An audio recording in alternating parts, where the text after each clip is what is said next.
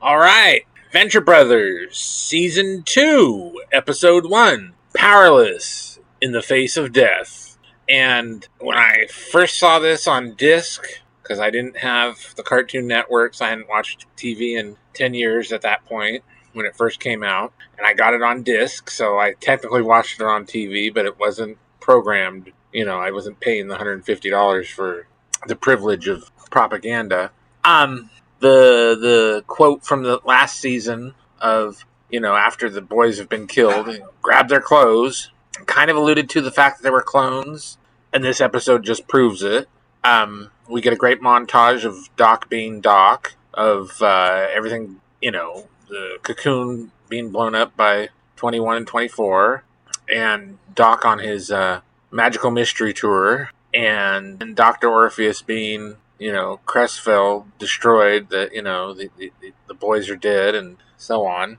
And there was a power outage, and Doc's brother decided to leave for Spider Skull Island, and he's working on a teleporter, kind of quasi like The Fly, which is fine. And he gets stuck in the middle of a wall, and half of him gets stuck outside the prison where the Monarch is, and the Monarch trying to leave, and we get the great line, well, yeah, but when Tiny Joseph says, they don't write microchips, and the Monarch goes, yeah, and they don't use pictures of Macaulay Culkin as money, so they're in prison life. And then his new team, Mr. Monday and all these other fucks, White Static, or White Noise, I don't know which it was called, and then all these other knobs get kind of told off that, if you ever want to get back into the guild, you can't help the Monarch. All being puppeteered by Phantom Limb, who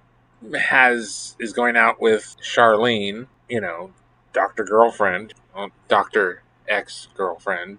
And so he has an incentive to keep the Monarch there. And I'm thinking, what is it about the Monarch that, is so threatening? Because he's not threatening at all. He's the fucking Monarch. And I'm just like, wow. Insecure much, Phantom Limb? Just saying.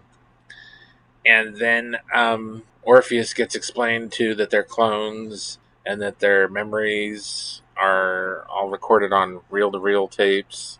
Nice 70s, late 60s kind of technology that his dad created. So, and then, that the cloning thing keeps giving year after year in the series, and I love that.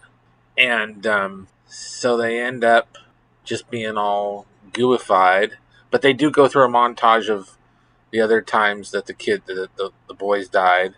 One of them being the seduction of innocence. What caused the seduction of innocence to be written was, some stupid kid thought he was Batman, or he could dress up as Batman and just be Batman, and then he jumped off a roof of a house, and died. So, comic books are evil. Everything is evil. Blah, blah, blah, blah, blah. So, lame.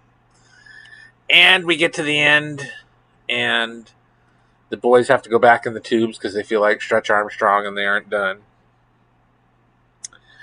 And the boys will be back. So it's basically a whole episode for a reset, but not really a reset. It actually moves the story forward, which I thought was great. And I'm so happy that the show was continuing. So, tell me what you think of this episode of Venture Brothers. Like, share, subscribe.